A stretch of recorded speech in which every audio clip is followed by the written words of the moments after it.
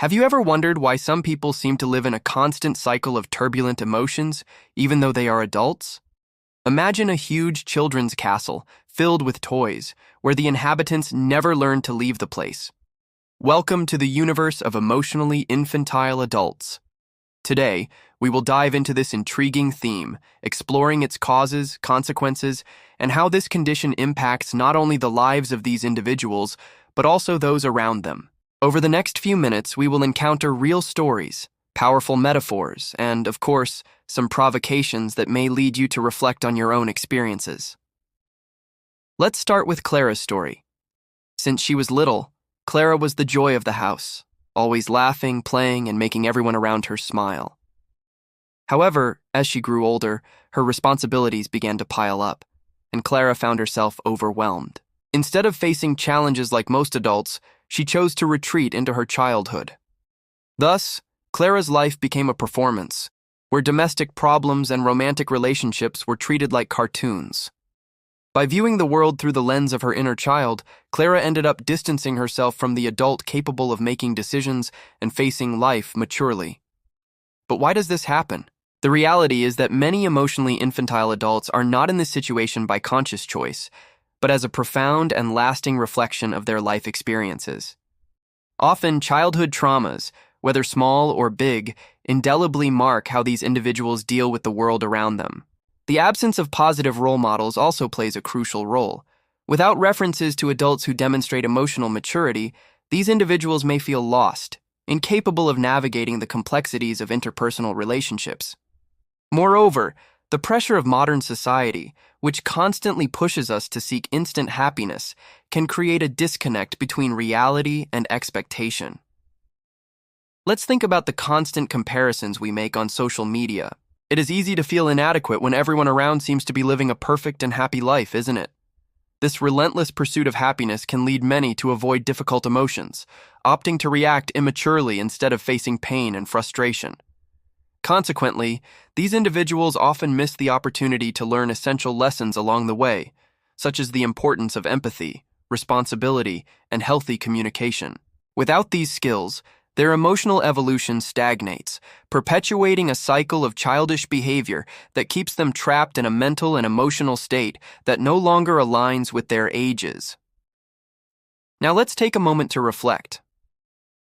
Have you ever worked with someone who always shirks responsibility? Who turns any conflict into a game, laughing when they should be having a serious conversation? These situations can be frustrating, but it is crucial to understand them through the lens of someone living in this emotionally infantile narrative. Often these individuals fail to realize that their infantile attitudes and reactions have a direct impact on their personal and professional relationships. Meanwhile, the comparison between the life of an emotionally infantile adult and that of a child is indeed a powerful metaphor. Picture the scene. An adult in a work meeting who, instead of discussing projects, bursts into laughter over a silly joke, ignoring the seriousness of the situation.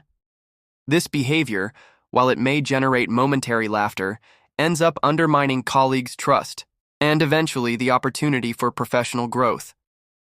It is important to emphasize that we are not here to judge, but to understand the path each person has walked.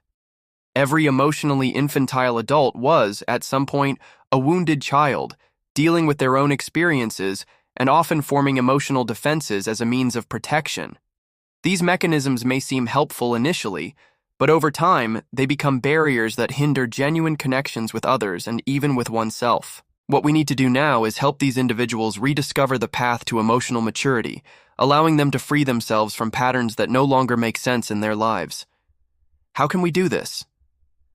First and foremost, awareness is fundamental. This is where self-observation becomes essential.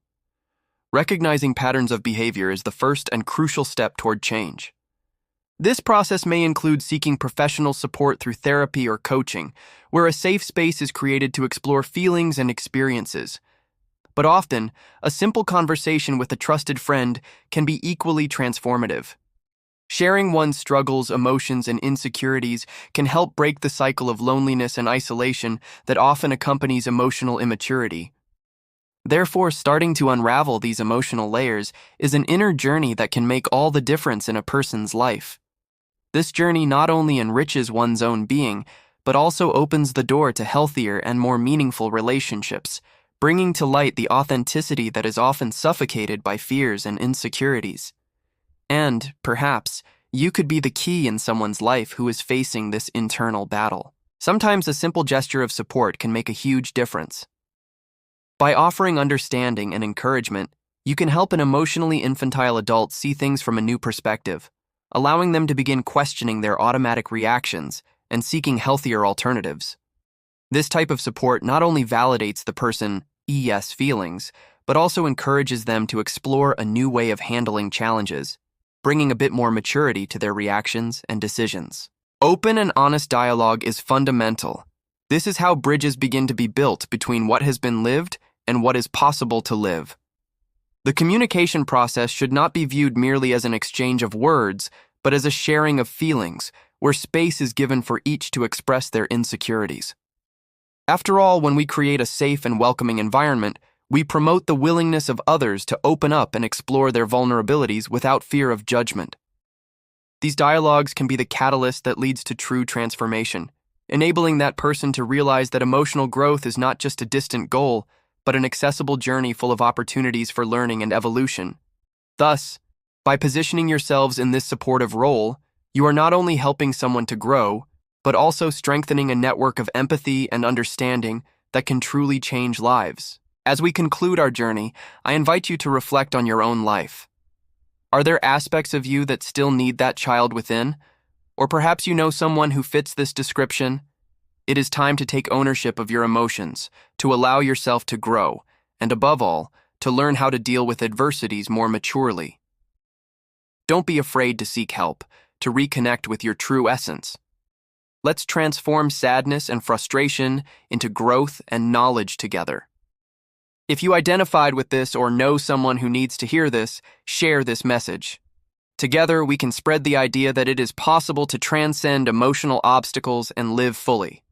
Thank you for watching, and see you next time.